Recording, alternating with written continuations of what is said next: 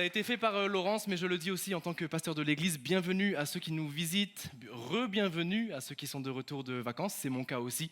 Que Dieu renouvelle les forces de chacun ce matin. Je suis très heureux de pouvoir apporter le message dans ce moment de l'été qui est un moment de césure, un moment de coupure un petit peu où on laisse Dieu au centre. Ah, personne n'a dit Amen. J'attendais au moins Gabi. Personne, t'as pas entendu? Ah, pas assez vive ce matin. Mais c'est les vacances, t'es en mode repos aussi un petit peu, c'est normal. En tout cas, on laisse Dieu au centre, mais on prend du temps aussi pour se ressourcer. Vraiment, je le dis, que Dieu vous fasse du bien, que Dieu renouvelle vos forces, que le Saint-Esprit puisse vous éclairer. On arrive en septembre, derrière, c'est la rentrée, des choix pour certains, des directions pour d'autres. Que Dieu vous fasse du bien, ok? Dis à ton voisin, je l'utiliserai qu'une fois ce matin, promis. Mais dis à ton voisin que Dieu te fasse du bien cet été. Que Dieu te fasse du bien cet été.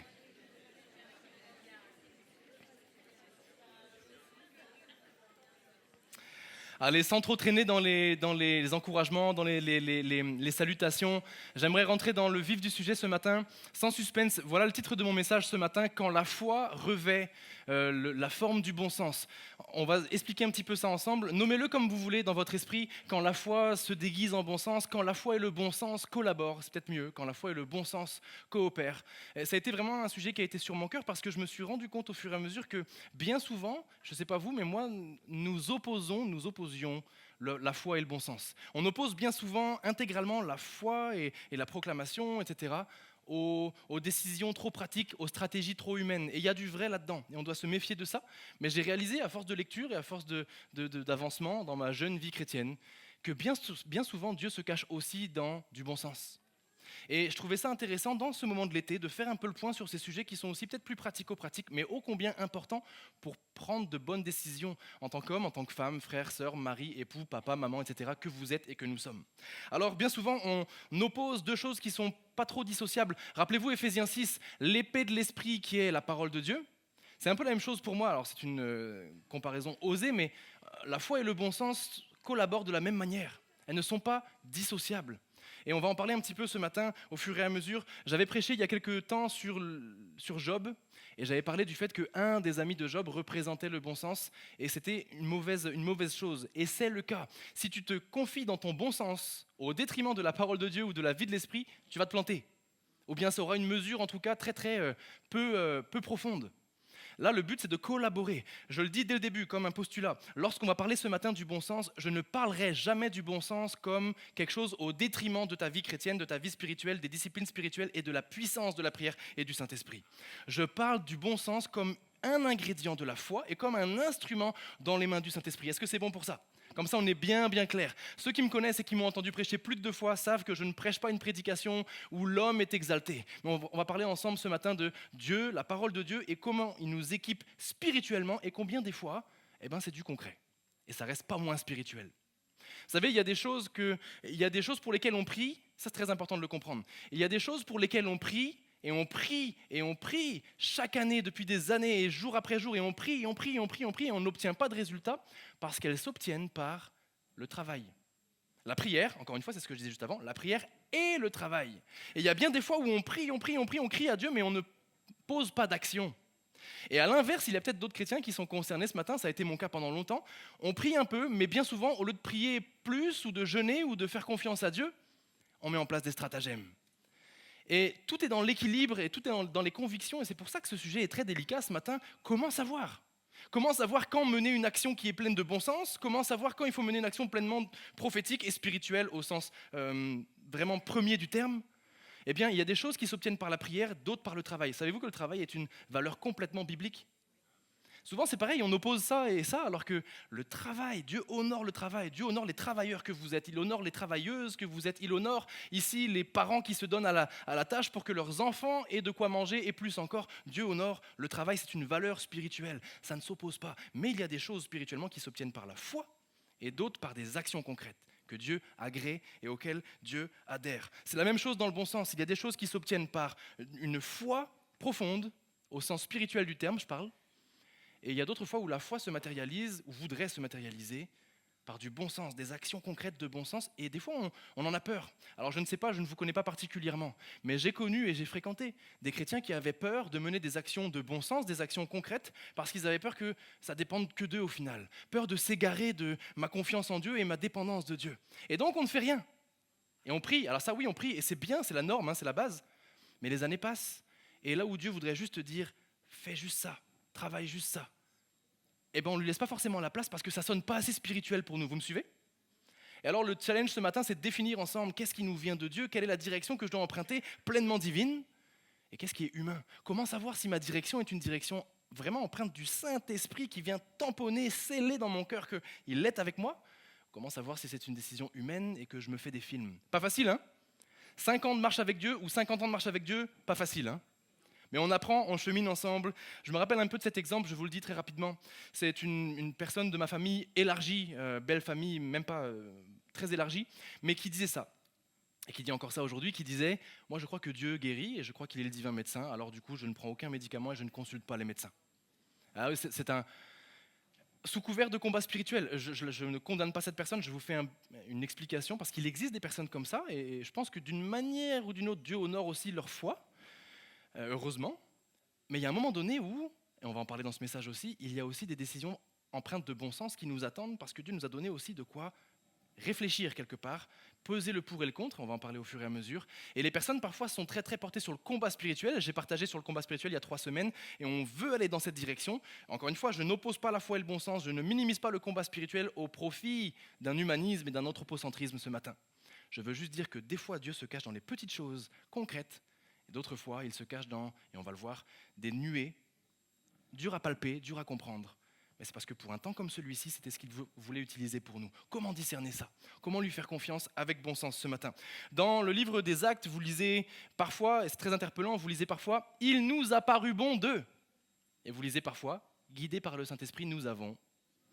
Vous voyez Paul qui dit dans ses lettres « Non pas Dieu, mais moi », mais il dira aussi « Non pas moi, mais Dieu ».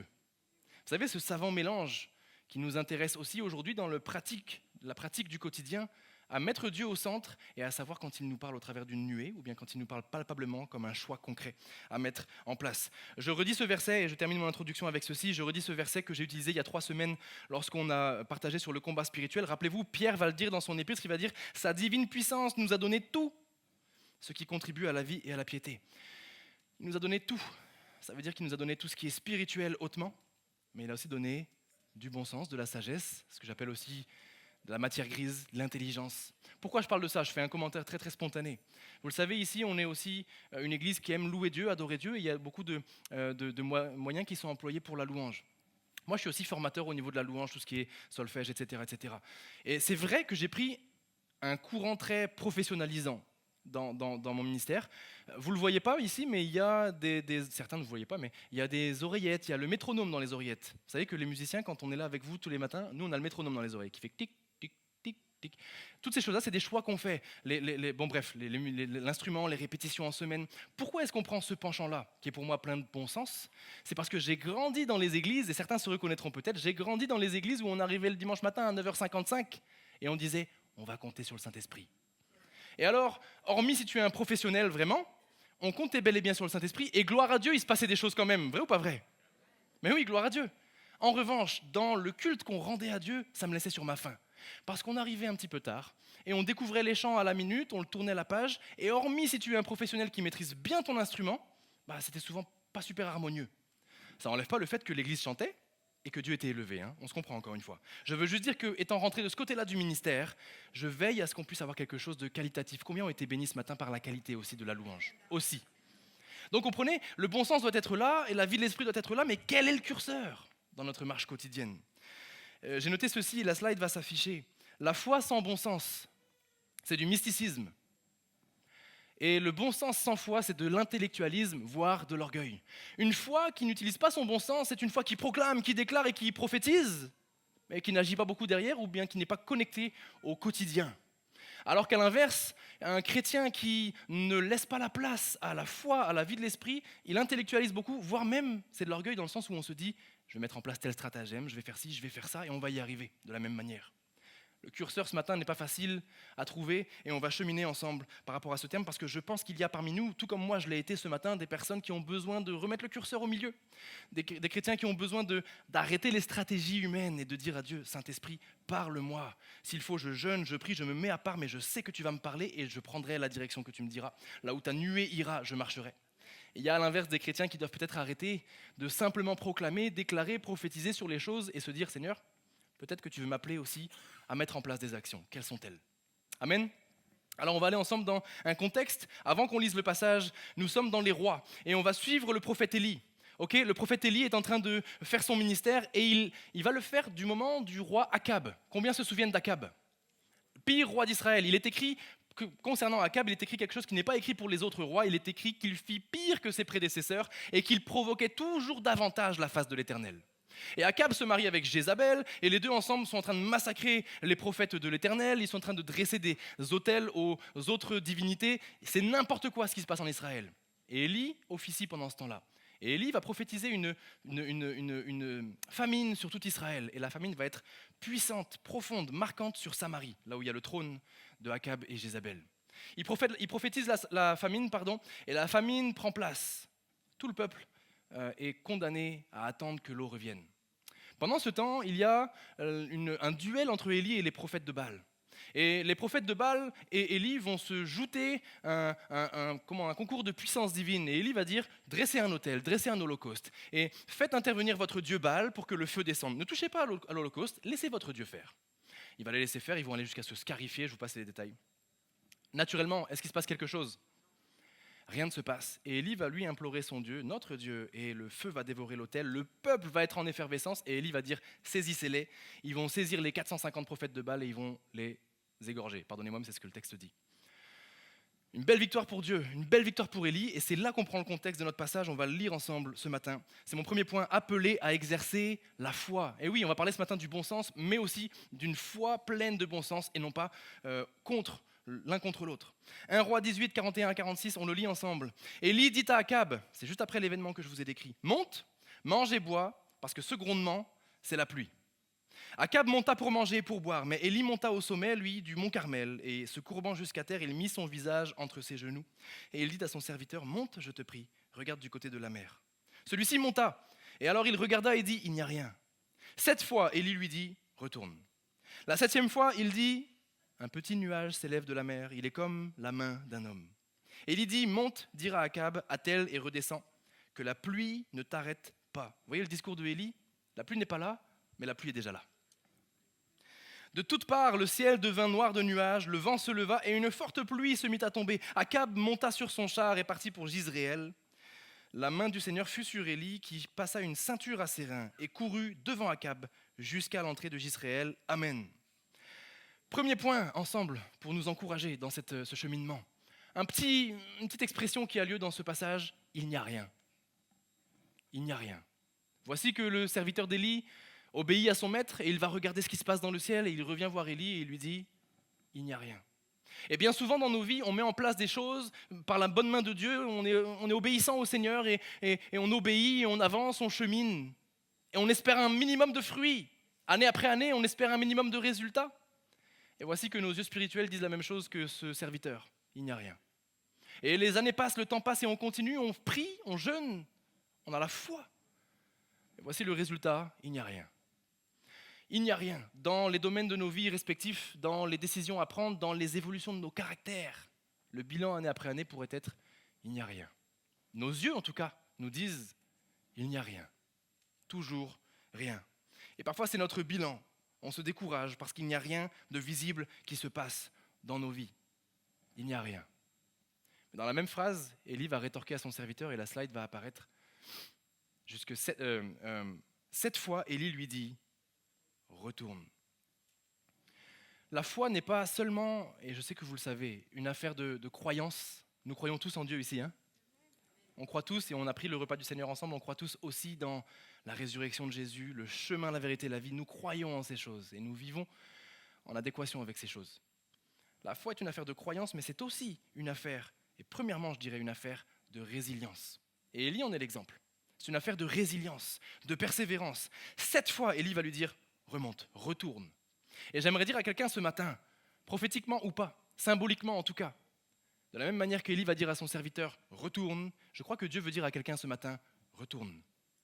Là où nous mettons des stratégies en place, et ce n'est pas toujours un péché, là où nous mettons des décisions en place, pourquoi ? Parce qu'on veut aider Dieu.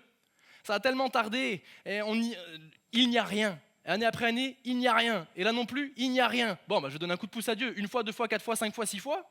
Alors on met des choses en place et on veut bien faire. Et Dieu ce matin n'est pas en train de te dire, tu fais bien, t'as raison, je m'étais endormi. Dieu va te dire, retourne. Retourne là où ça a été dur. Retourne là où tu as reçu une parole, une promesse et le temps a passé. Retourne là où tu as cru au tout début et ça a semblé passer et il n'y a rien, il n'y a rien, il n'y a rien. Dieu dit à quelqu'un ce matin, retourne. Comme Élie dit à son serviteur, retourne. Jusque 7 fois s'il le faut. Et Dieu dit à quelqu'un, jusque tant de fois qu'il le faille, retourne. Retourne là où Dieu t'a premièrement parlé. Dieu nous appelle, je crois, à retourner là où il nous parlait, là où il nous dirigeait ce matin. Même si tu es découragé, même si tu es fatigué, la parole de Dieu pour quelqu'un c'est retourne jusqu'à 7 fois s'il le faut. La slide suivante, et on lit le texte textuellement ce matin, vous l'avez compris. Un petit nuage s'élève de la mer. Il est comme la main d'un homme. Vous savez, hier je suis rentré de vacances hier, et on a pris le pari de rentrer sur la journée noire. Chassé-croisé entre juillet et août, on s'est dit on tente le coup, on n'a pas eu trop de difficultés. Mais ce n'est pas le sujet ce matin. En tout cas, je roulais et on est passé par le sud. Vous savez, on rentrait du Pays Basque. Et alors, on est passé par tout ce qui est Carcassonne, Narbonne, Nîmes, tout ça. Et puis, on est remonté par Orange, Montélimar, tout ça. Autoroute du Soleil. Et elle portait bien son nom hier parce qu'il faisait très chaud, très beau et ciel tout bleu. Alicia et les enfants dormaient dans la voiture. Beau soutien pour le conducteur. Et alors que tout le monde dormait dans la voiture et que moi j'étais, merci Seigneur, en forme, le ciel est bleu et puis je conduis et donc j'ai mis un bruit blanc dans la voiture. Vous savez, les jeunes parents ils connaissent ça là, on met un bruit blanc comme ça dort. Et moi du coup j'avais plus accès à la musique ou à rien, donc j'étais juste dans mes pensées, dans mes prières, dans ma programmation du mois d'août. Et je regarde le ciel, il est tout bleu et à un moment donné je vois un tout petit nuage, minuscule, presque un voile. Et je me suis rappelé du message de ce matin, je me suis dit, waouh, Élie, il a juste vu ça. Il a juste vu ça. Et sa parole fut, il pleut déjà. Le déluge est là, préparez-vous. Alors qu'il y avait juste un tout petit nuage, un petit voile de la taille d'une main d'homme dans le ciel. Et moi, je suis habitué, vous savez, je suis breton. Alors hier, c'était l'autoroute du soleil, mais à la base, j'ai grandi à Brest. Je suis habitué au ciel menaçant, moi. Je suis habitué au ciel noir. Et le texte le dit, le ciel s'assombrit, on va le relire tout à l'heure, mais moi, je suis habitué plutôt à ça à la base. Et Élie est capable, parce qu'il est aussi, non pas plein seulement de croyance, il n'est pas plein seulement de résilience, mais il est aussi plein d'un troisième ingrédient de la foi, le discernement. Et avec son discernement plein de foi, il est capable de dire « la pluie vient ». J'aimerais dire à quelqu'un ce matin, et si dans ce petit nuage de rien du tout que tu vois ou que tu ne vois peut-être même pas dans ta vie, se cachait la main puissante du Seigneur? Et si le nuage de la taille de la main d'un homme cachait en fait la main puissante et agissante du Seigneur pour nos vies? La question c'est, le discernerais-tu? Est-ce que je le discernerais? Parce qu'il y a parfois bien des nuages dans nos vies, mais on les assimile soit à 3 fois rien, soit à des menaces, alors que parfois Dieu s'y cache et il voudrait pleuvoir abondamment sur nos vies. Mais est-ce que je lève les yeux? Est-ce que je discerne ce que Dieu veut faire? C'est la question aussi ce matin pour nous. Ce n'est pas que de la résilience, ce n'est pas que de la croyance, c'est aussi du discernement. Dieu se cache dans les petits riens, il se cache dans les petits nuages de la taille d'une main. Dieu parle tantôt d'une manière, tantôt d'une autre, mais nous n'y prenons point garde. Dieu parle, il veut se révéler. Et bien souvent, on a la tête dans le guidon, et voici un petit nuage et on l'ignore, parce que c'est bon. 1 fois, 2 fois, 3 fois, 6 fois, 7 fois. On est découragé, on est fatigué. Mon message ce matin est un message d'encouragement. Et si Dieu se cachait dans un petit nuage, et si Dieu avait un rendez-vous pour ta famille, et si Dieu avait un rendez-vous pour ton couple, et si Dieu avait un rendez-vous pour même ta foi, ta compréhension de la Bible, tu stagnes, tu es fatigué. Et si Dieu se cachait dans les petits détails de la parole pour souffler dans tes voiles et t'emmener plus loin ce matin, grâce à l'œuvre du Saint-Esprit dans ta vie. Des fois, on discerne un petit nuage. Plutôt, on voit un petit nuage, mais l'important ce matin, c'est de le discerner ce que ça renferme. Pourquoi je dis ça? Parce que dans les petits nuages, parfois, on veut être très spirituel aussi, et on voit directement le petit nuage, et alors on se dit, je proclame que, et voici ce que Paul dira, attention, éprouvez tous les esprits, et ne vous faites pas avoir par tous les vents de doctrine, soyez ancrés, enracinés. Alors le curseur est encore une fois bien difficile à trouver, ce n'est pas tous les nuages qui renferment la main de Dieu. Et il nous faut être remplis du Saint-Esprit pour savoir et pour sentir. La pluie vient, la famine s'arrête, je sens que la réponse de Dieu est à la porte, alors je continue ma voie. Mais il nous faut aussi du discernement pour savoir que ce nuage est un bel artifice et que ça n'est pas là où Dieu veut nous emmener. Combien de chrétiens, et j'en ai vu aussi, et ça a été mon cas également, un peu plus jeune, se sont trompés, non pas parce qu'ils ont délaissé Dieu, mais je pense parce qu'ils ont négligé une notion importante de la vie avec Dieu, c'est le discernement spirituel. Alors j'aimerais nous emmener aussi ce matin à considérer, à se souvenir de l'importance du discernement au niveau spirituel. Je continue un petit peu, on avance ensemble, vous êtes avec moi toujours? La main du Seigneur fut sur Élie, qui passa une ceinture à ses reins et courut devant Akab jusqu'à l'entrée de Jezréel. Le verset va rester derrière moi. La main du Seigneur fut sur Élie, qui passa une ceinture à ses reins et courut devant Akab jusqu'à l'entrée de Jezréel. Je ne le remets pas ici, mais le verset d'avant nous disait qu'Akab était en char. Ok? Ici, d'où l'importance des petites phrases dans la Bible qui cachent des miracles extraordinaires. Quand on dit qu'il passe une ceinture à ses reins, c'était une tradition chez les hommes qui avaient des rôles religieux, ils avaient donc des robes assez amples. En fait, ils prenaient le pan de leur robe et ils le rentraient dans la ceinture parce qu'ils s'apprêtaient à travailler ou à courir ou parce qu'il pleuvait. Ici, Élie est en train de prendre le pan de sa ceinture, de son manteau, il le rentre dans sa ceinture et il court devant Akab qui est en char. Un vieil homme en sandales court et arrive devant Akab du mont Carmel à Jezréel, 27 kilomètres. Et en fait, on oublie des fois que Dieu se cache dans les petits détails, mais ça reste miraculeux. Et ici, Dieu est en train d'équiper Élie parce qu'il a vu non seulement sa croyance, il a vu sa résilience, il a vu son discernement, mais Élie est en train de passer à l'action. Et c'est là où je voudrais nous emmener ce matin dans ce point. Une foi complète est une foi pleine de croyance, résilience, discernement, mais aussi une foi qui ne se dit pas « je prie depuis tellement longtemps et je jeûne depuis 70 jours ». C'est aussi une foi qui sait se dire « la main de Dieu est là, ce nuage, il y a de l'action, je vais être au cœur de l'action, il ne pleut pas encore, mais j'y vais. » Et Élie nous donne un bon exemple, il court, et il court plus vite, il est équipé surnaturellement par le Seigneur pour courir. La foi implique aussi un passage à l'action, et c'est là où j'aimerais peut-être nous réveiller. Encore une fois, je le fais librement parce que je ne vous connais pas, particulièrement ou personnellement. Mais je crois qu'il y a des domaines dans nos vies où nous devons aussi passer à l'action. Que risquons-nous au pire? De rater de perdre un petit peu, de perdre du temps, mais au meilleur des cas, Dieu nous attendait là où nous avons couru.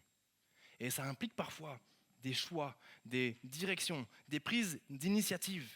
On est appelé à poser des actions. Je parlais un peu de ça pour la louange, mais c'est la même chose.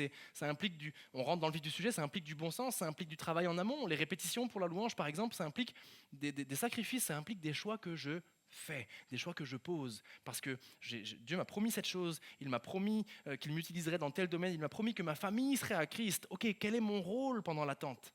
Est-ce que c'est juste d'intercéder? Juste, vous me comprenez, hein? N'y a-t-il pas autre chose en plus que Dieu veut que nous fassions pour nos familles, pour nos proches, pour ces sujets qui nous sont si chers?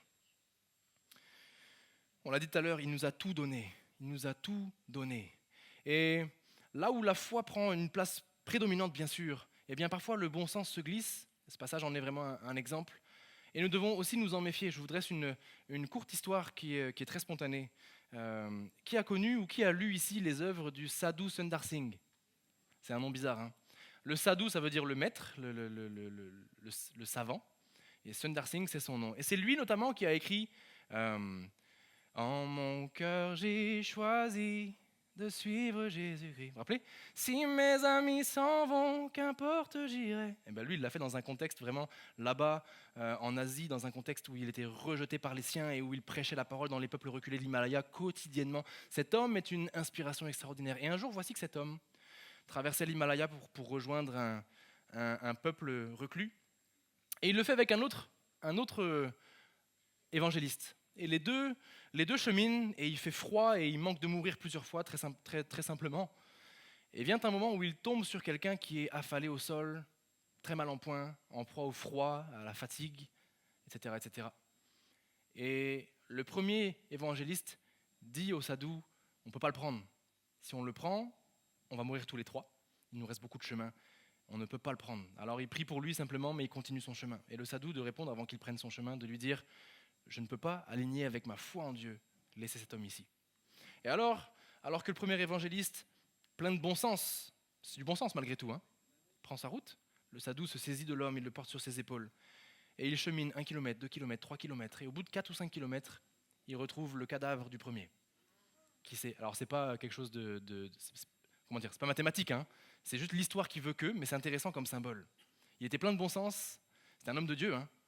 Mais le froid, la fatigue, la faim, on ne sait pas, et puis il s'est fait emporter ce jour-là, et le sadhu va arriver à bon port dans un espèce comment dire, là où il y a les bonnes sœurs, pardonnez-moi, c'est la fatigue. Ouais, exactement, le monastère et des trucs comme ça, et puis il va se faire réchauffer, soigner, et les deux vont survivre. Donc vous voyez, le curseur n'est pas toujours facile, le bon sens n'est pas salvateur, et la foi par contre parfois peut être dans un moment précis salvatrice pour nos vies. Et c'est pour ça qu'on rentre dans la deuxième partie, bien comprendre le bon sens, un appel pour nous ce matin à considérer le bon sens. Je lis avec vous, j'ai sauté aucun verset, c'est vraiment le chapitre suivant, on est le verset suivant que ce qu'on a lu juste avant, et on va le lire ensemble dans 1 Roi 19, versets 1 à 8. Akab raconta à Jézabel tout ce qu'avait fait Élie, et comment il avait tué par l'épée tous les prophètes. Jézabel, sa femme, envoya un messager à Élie pour lui dire que les dieux fassent ceci et qu'ils y ajoutent cela si demain à cette heure-ci, je ne fais pas de ta vie ce que tu as fait de la vie de chacun d'eux. Élie, voyant cela, s'en alla pour sauver sa vie. Il court et il arriva à Bersabée, qui appartient à Juda. Il laissa là son serviteur. Quant à lui, il alla dans le désert, à une journée de marche. Il s'assit sous un genêt et il demanda la mort en disant « Cela suffit maintenant, Seigneur, prends ma vie, car je ne suis pas meilleur que mes pères. » Il se coucha, s'endormit sous un genêt, et soudain un ange le toucha et lui dit « Lève-toi et mange. » Il regarda, et il y avait à côté de lui une galette cuite sur des pierres chaudes et une cruche d'eau. Il mangea, il but, et il se recoucha. Le messager du Seigneur vint une seconde fois, il le toucha et dit « Lève-toi, mange, car le chemin serait trop long pour toi. » Il se leva, mangea, but, et avec la force que lui donna cette nourriture, il marcha 40 jours et 40 nuits jusqu'à la montagne de Dieu, l'Horeb. Amen. C'est mon deuxième point et c'est mon dernier point. On va conclure avec ce point ce matin qui me paraissait important pour comprendre comment de tels hommes de Dieu ont vécu la foi à en déplacer des montagnes, à en voir l'eau tomber d'un petit nuage et en même temps le désarroi d'un découragement mortel. Ce passage nous rappelle deux choses et je l'ai un petit peu partagé il y a 3 semaines quand on parlait du combat spirituel. La première chose que ce passage nous rappelle, c'est que lorsque nous prenons des décisions remplies de l'esprit, l'ennemi s'acharne. Quand Élie réussit parce que Dieu est avec lui, Jézabel et Akab s'acharnent. Quand tu prends des décisions qui ne sont pas alignées avec la justice humaine, mais celle de Dieu, quand tu prends des décisions qui ne sont pas alignées avec ce qui est facile, mais avec ce qui est juste, l'ennemi s'acharne. Si l'ennemi s'acharne dans ta vie, ça n'est pas que Dieu t'a laissé, c'est que tu es au bon endroit. Alors heureusement, ce n'est pas tous les jours, merci Seigneur. Mais si parfois nous rencontrons des difficultés, ça n'est pas que le Saint-Esprit t'a laissé, ça n'est pas que Dieu t'a renié, c'est ce qu'on va lire ensemble. Mais c'est que parfois dans la vie, les combats sont formateurs, ils nous rapprochent du Seigneur. L'ennemi s'acharne sur les enfants de Dieu actifs spirituellement. Deuxième chose que ce passage nous apprend dans ce texte-là, c'est que même la foi du plus solide d'entre nous peut fondre comme neige au soleil du jour au lendemain. C'est le principe de la vie humaine et on le lit dans les psaumes. Le lundi, on est tout feu tout flamme parce que le dimanche, on a été béni, par exemple. Et le mardi, voici qu'un événement arrive et nous voilà plus bactères à demander la mort au Seigneur. C'est difficile et c'est la vie que nous menons aussi en tant que chrétiens. C'est valable pour nous. Usés par la crainte le mercredi et galvanisés par la joie le jeudi. Vrai ou pas vrai? Il n'y a que moi? Alors peut-être pas du jour au lendemain, mais en tout cas semaine après semaine, c'est le lot ici-bas. Mais j'aimerais dire aussi ce matin à l'église que quand notre foi est épuisée, ça parlera peut-être à quelqu'un, tu ne vois plus ta foi en action. Ta foi est épuisée, ta foi est fatiguée. Quand notre foi est épuisée, Dieu se cache dans le bon sens. Quand tu ne sembles pas avoir de foi, tu te compares comme Élie qui dit « je ne suis pas meilleur que mes pères », tu te compares autour de toi aux autres qui sont pleins de foi et tu te dis « ma foi, elle a fondu ». Eh bien Dieu, c'est magnifique dans ce passage, ne condamne pas Élie, ne rejette pas Élie, ne dénigre pas Élie, ne renie pas Élie, mais il s'abaisse à la hauteur d'Élie et à la hauteur de ses besoins primaires. Parce que Dieu est un Dieu des petites choses, des petits détails et du bon sens dans la vie. J'aimerais dire à quelqu'un ce matin que Dieu ne te rejette pas à cause de ta foi qui est fatiguée. Il vient, il se met à ta hauteur et il se dit « je vais combattre avec toi avec les armes que tu as actuellement et tu n'as que du bon sens, allons-y avec le bon sens ». Voici un premier curseur pour savoir quand Dieu se cache dans le bon sens. C'est quand il y a des moments de découragement où ta foi est dégonflée comme un ballon de baudruche. Dégonflée du moins. Eh bien Dieu s'aligne sur là où nous en sommes et c'est ce qu'il va faire avec Élie, on va le lire ensemble, c'est juste extraordinaire. Il lui fait un rappel extraordinaire, c'est « je suis avec toi ». Voici quelque chose qui est intéressant, on le lit ensemble, il s'assit sous un genêt et demanda la mort. C'est du non-sens, c'est pas du bon sens, c'est du non-sens. Combien sont d'accord pour dire que parfois quand ça ne va pas, il n'y a rien qui va? Mon père me disait toujours, jusqu'à il n'y a pas longtemps, et je pense qu'il continuerait à le faire, on est un père toute sa vie, mon père disait toujours, ne prends jamais de décision quand tu vas pas bien. Ne prends jamais de décision importante quand tu es dans une injustice, dans une déception, dans une désillusion. Ne prends jamais de décision importante. Et c'est ce que fait Élie ici. Il envoie tout valser. L'homme qui a vu dans un petit nuage un déluge arriver, l'homme qui a exécuté 450 prophètes, l'homme qui a juste avant fait le miracle à Sarepta, l'homme qui a vu toutes ces choses extraordinaires, qui a couru 27 km en sandales, demande la mort parce qu'il y a juste Jézabel qui dit « je vais te trouver et je vais te tuer ». Alors je dis juste, je ne peux pas le juger, mais comprenez le contraste. Le contraste est énorme. Il demande la mort, et ce n'est pas du bon sens ici, c'est du non-sens. Élie a besoin, là, d'un retour au bon sens. Dans nos vies, parfois, il y a besoin non pas de prendre des décisions hâtives, même aussi spirituelles soient-elles, il y a un besoin de reprendre du recul et de prendre du bon sens. Et on va le lire ensemble, c'est extraordinaire, Dieu va le faire au travers des éléments primaires. La slide suivante, on s'arrête sur ça rapidement. C'est une belle découverte que j'ai faite cette semaine. Voici un genêt. Voici un genêt qui pousse aussi dans les déserts, là-bas, au niveau du Proche-Orient ancien et du Moyen-Orient actuel. Les genêts sont comme ça, ils sont très grands, hein, ça fait 2 mètres de haut environ, la plupart sont très grands. Et voici que Élie va s'arrêter sous un genêt. Moi, j'y vois quelque chose de magnifique, c'est que Dieu, au lieu de le juger et de le blâmer, il met un genêt sur sa route. Et il lui permet de s'arrêter en dessous, tout comme il le fera avec Jonas, avec le ricin, et d'autres fois dans la parole. Et Élie s'arrête sous ce genêt. Et au lieu de s'arrêter simplement pour s'abriter, il va aussi s'endormir. Et Dieu respecte le timing d'Élie. J'aimerais dire aussi à quelqu'un ce matin que dans les choix que tu fais, Dieu sait exactement le nombre de piles que tu as. Ce matin, on a eu une petite galère, vous ne le savez pas, mais avec les piles des micros, il fallait jauger qui avait suffisamment de piles. Et Dieu, il a la jauge pour chacun de nous. Et il sait où est le montant de la pile de ta foi et de ton courage spirituellement parlant. Et il s'adapte, comme avec ce genêt, à tous selon là où ils en sont. Et voici ce qu'il fait avec Élie, il lui permet de s'arrêter sous le genêt. C'est intéressant parce que le genêt, ici, lui permet de s'abriter et de dormir. Dieu répond à un besoin primaire. Le genêt est réputé là-bas aussi, notamment dans l'Ancien Testament, parce qu'en fait, il était très très très combustible. Le genêt était utilisé pour faire du charbon spécifique, et c'est ce qui servait à cuire et aussi à réchauffer. Le genêt était prisé pour ça. Le feu, la chaleur, c'est aussi un besoin primaire. Le genêt est aussi spécifique parce que c'est le seul arbre du désert qui a des racines comestibles, un peu comme le manioc. Alors c'est pas goûtu, mais c'est comestible et ça permet de tenir. C'est aussi un besoin primaire. Dieu donne à Élie une réponse pleine de bon sens à son besoin de bon sens. Dieu se fait tout à tous et dans sa pédagogie, il s'abaisse au niveau d'Élie et il lui fournit une réponse pleine de bon sens aux besoins primaires et nécessaires d'Élie. C'est ce qu'il fait avec nous, il ne te condamne pas, il ne te rejette pas, mais il se met à ton niveau et il te donne une réponse comme tu peux l'accepter aujourd'hui, là où tu en es. Il considère nos besoins. La slide suivante, et c'est le texte final. Il se coucha et il s'endormit sous un genêt. Soudain, un ange le toucha et lui dit, on l'a lu ensemble tout à l'heure, « Lève-toi et mange ». Il regarda, il y avait à côté de lui une galette cuite sur des pierres chaudes et une cruche d'eau.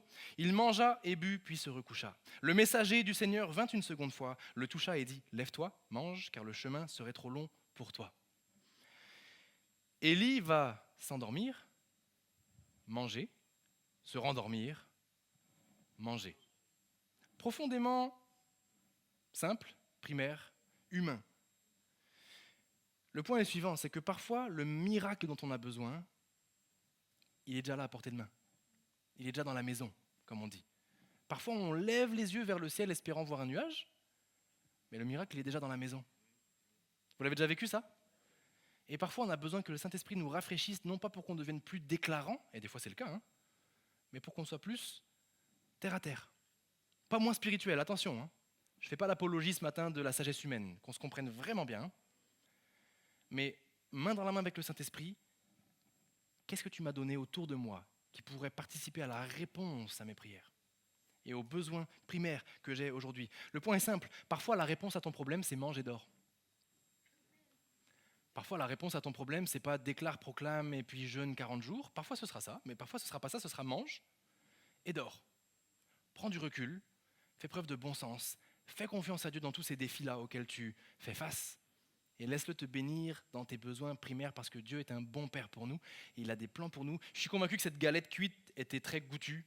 Je suis convaincu que Dieu avait préparé quelque chose de bon pour son fils, pour son serviteur sur ce moment-là. D'ailleurs, c'est une analogie du sabbat.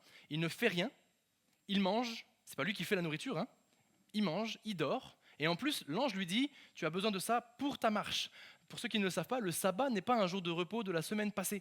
C'est nous, occidentaux, qui en avons fait un jour de récupération parce que la semaine a été longue. Parce qu'on fait des fois, alors nous les chrétiens c'est différent, mais on fait sans Dieu, donc la semaine est épuisante, on n'est pas épanoui et hop, le samedi ou le lundi, peu importe, on se repose. Mais à la base, le sabbat, c'est un jour proactif, c'est un jour où on se repose en anticipation de la semaine de charge qui nous attend. Et donc ce moment est une analogie du sabbat parce que Dieu veut dire à quelqu'un, repose-toi. C'est pour ça que je fais ce message pendant l'été aussi. Je pense qu'il est de circonstance. Cet été, Dieu veut dire peut-être à quelqu'un, tu t'acharnes, tu mets des situations en place, des stratégies en place, tu continues, tu travailles dur pour obtenir ci, pour obtenir ça. Et ce n'est pas des mauvaises choses, mais et si Dieu te disait, prends du recul, mange, dors, repose-toi en moi.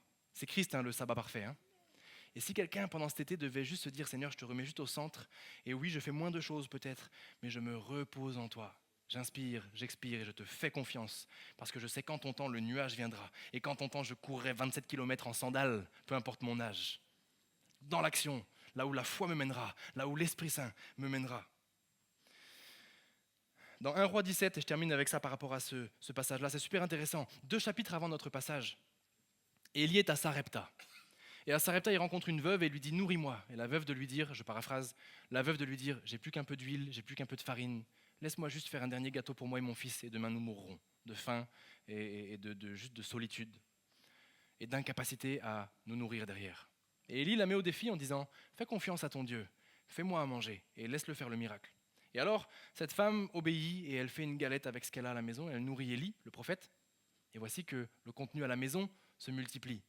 Mais voici le point qui est super intéressant pour nous ce matin, c'est que cette femme-là aurait pu chercher loin. Élie va lui dire, ton miracle est dans la maison, dans ce pot d'huile, dans ce pot de farine. Et bien souvent, les situations auxquelles nous faisons face, elles trouvent leur accomplissement, leur réponse au quotidien, entre nous, dans la maison, là où Dieu a mis des choses déjà dans les murs, dans nos murs, chez nous. Le miracle est dans la maison, ça prend juste du bon sens pour discerner ce que Dieu a mis devant nous. La foi, vous savez, je le disais un peu en introduction par rapport à la médecine, qu'on se comprenne bien. Moi, je crois que Dieu guérit de manière surnaturelle. Est-ce qu'il y en a qui sont comme moi? Est-ce qu'il y en a qui l'ont vu faire? Je crois que Dieu guérit surnaturellement. Mais le point est le suivant, c'est pour ça que je veux bien me faire comprendre ce matin. C'est une différence de croire que Dieu est un Dieu qui guérit de manière surnaturelle, et c'est une différence de savoir que dans mon cas précis, c'est ce qu'il a décidé, et j'ai la conviction que c'est ce qu'il a décidé.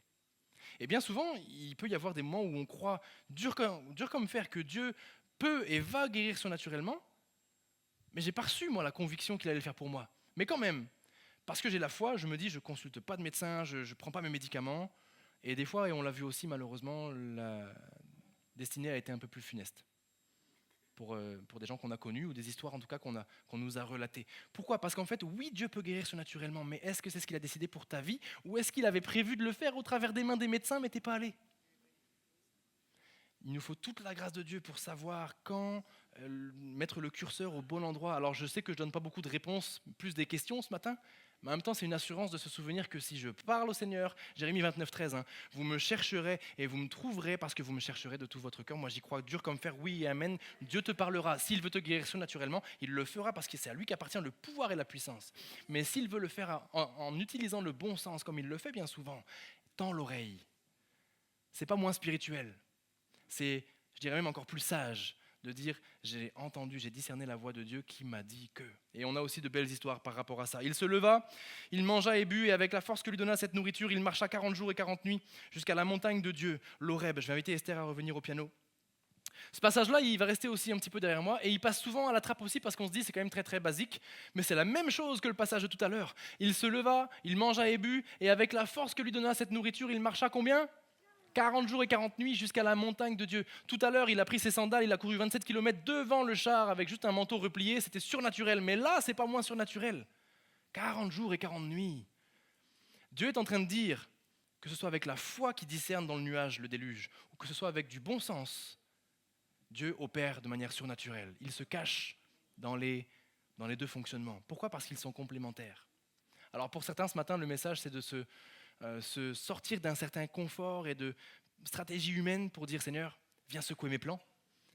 Et par la foi, je veux moi aussi discerner les nuages. Et pour d'autres, c'est Seigneur, ok, je ne me confie pas seulement dans la prière et le jeûne, seulement, vous me comprenez, mais j'accompagne la prière et le jeûne avec une oreille tendue pour dire Seigneur, est-ce qu'il y a des choses que tu veux que je mette en place?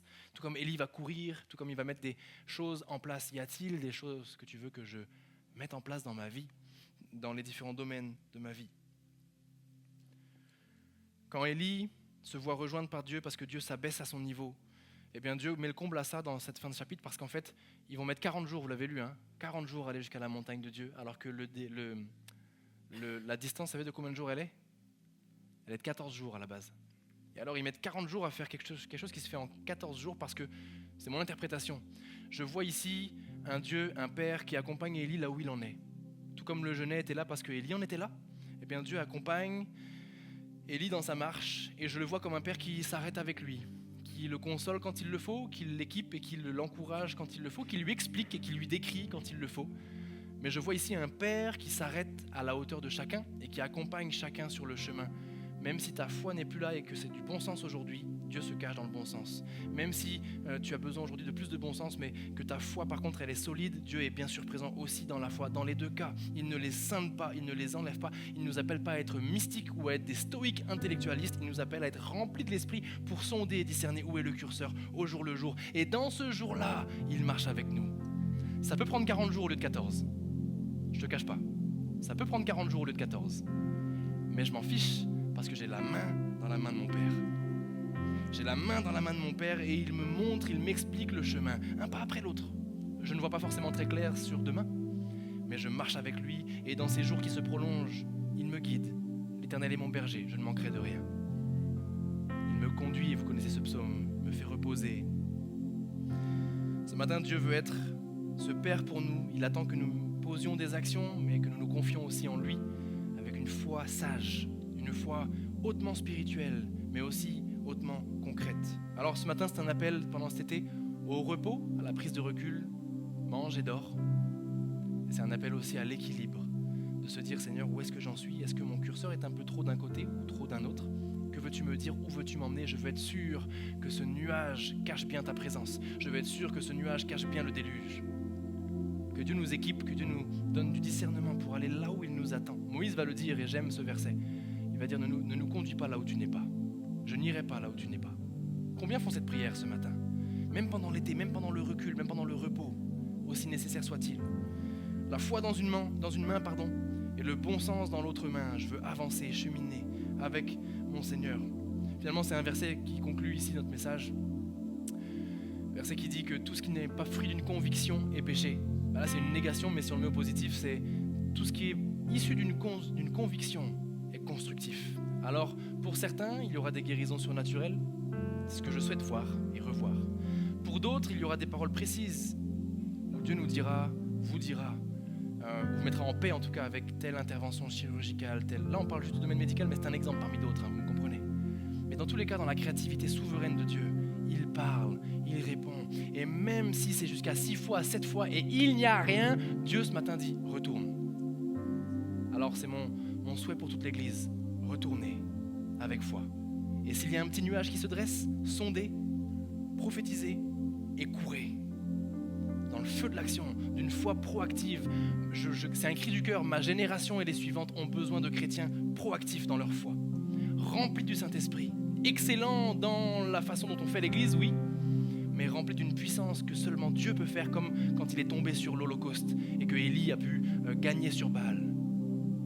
Soyons des chrétiens proactifs qui discernent les petits nuages, qui discernent la main de Dieu. Vous savez, le chapitre suivant, je le dis spontanément, le chapitre suivant, c'est le chapitre dans lequel Élie va entendre tout plein de gros éléments et le narrateur va dire « mais Dieu n'était pas dans ces éléments ». Et il va conclure en disant « voici un murmure, un son, une brise douce, légère ». Et Dieu était dans cette brise. Le discernement, de savoir où est le curseur pour ma vie, quelle décision prendre, par où aller, comment le faire, avec une pleine confiance dans le Seigneur, dans tous les domaines de nos vies, en se reposant en lui. Amen. Est-ce qu'on peut se lever ensemble pour tous ceux qui peuvent le faire ce matin? Et je ne vais pas faire un appel à venir sur le devant, je ne pense pas non plus faire un appel à lever la main ce matin, parce que je pense que d'une manière ou d'une autre, ceux qui ont reçu ne serait-ce qu'une parole, ne serait-ce qu'une phrase, ne serait-ce qu'un mot, ne serait-ce qu'une analogie ce matin, eh bien ils l'ont reçu. C'est pas mon rôle de faire plus ce matin, mais c'est le rôle de l'Esprit Saint pendant cet été, de venir arroser, alors que tu prends du repos, alors que tu récupères des forces, alors que tu te confies en lui.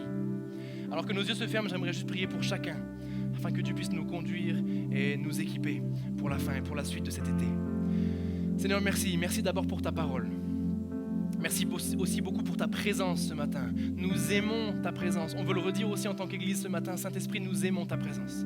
Nous aimons le sceau de l'Esprit Saint qui nous rappelle que nous sommes enfants de Dieu, que nous t'appartenons, que nous sommes imparfaits, mais que tu prends plaisir en nous quand même par des procédés qui me dépassent. Tu nous aimes. Et comme on l'a vu avec Élie, tu viens et tu te mets à la hauteur de notre cheminement. Tu ne nous condamnes pas, tu ne nous ramènes pas à la maison, tu ne nous mets pas de côté, mais tu marches avec nous et tu te camoufles en bon sens. Merci Seigneur parce que tu te fais tout à tous et tu nous rejoins là où nous en sommes. Je prie ce matin pour l'Église qui elle-même est pleine de diversité. Il y a parmi nous ce matin des chrétiens, des chrétiennes qui sont pleins de force et de vigueur. Merci Jésus. Il y a aussi parmi nous des chrétiens et des chrétiennes jeunes, moins jeunes, qui sont fatigués, qui sont découragés par les éléments, les circonstances, les situations de leur vie. Et nous prions en tant qu'Église. L'Église s'allie à moi ce matin pour les remettre au trône du Père Céleste. Et pour dire Seigneur, interviens dans la vie de ceux qui sont fatigués. Qu'ils puissent discerner les nuages lorsque tu t'y caches. Qu'ils puissent discerner le déluge alors que ça fait la taille de la main d'un homme. Qu'ils puissent voir ta main agissante, là où les autres ne verraient rien, comme les compagnons de Noé qui ne voyaient pas la pluie alors que lui bâtissait l'arche.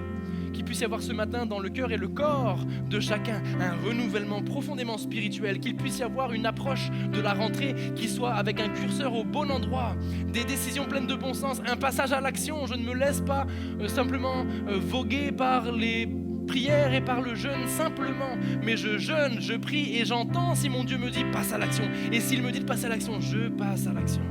Que Dieu puisse vraiment nous bénir ensemble, que tu puisses fortifier la foi de chacun, renouveler la vie spirituelle de chacun, le combat spirituel, Seigneur. Fais grâce à chacun dans les combats qui sont les nôtres. Pour certains, c'est les familles, d'autres, c'est la santé. Et autre chose, tellement d'autres choses qui font que nous craignons, parfois nous paniquons. Pardonne-nous, Seigneur. Donne-nous de nous en remettre à toi, de manger, de dormir, de prendre du recul, de te placer au centre de nos vies, et de te laisser faire la différence. Et nous prions au Père, au Fils et au Saint-Esprit, seulement ce Dieu-là qui peut faire une différence. Nous te prions d'intervenir dans nos familles, nos foyers, nos finances, notre métier, nos problèmes relationnels, toutes ces choses. Viens, nous te laissons l'autorité, Saint-Esprit, d'agir. Garde-nous éveillés dans une foi qui croit, une foi qui est persévérante, une foi qui discerne et une foi qui passe à l'action. Dans le nom précieux de Jésus que nous prions et que tous ceux qui veulent voir le Saint-Esprit les emmener plus loin puissent dire Amen et acclamer en signe prophétique, en signe d'anticipation ce que le Saint-Esprit voudrait faire dans nos vies. Gloire à son nom. Gloire à son nom. Amen.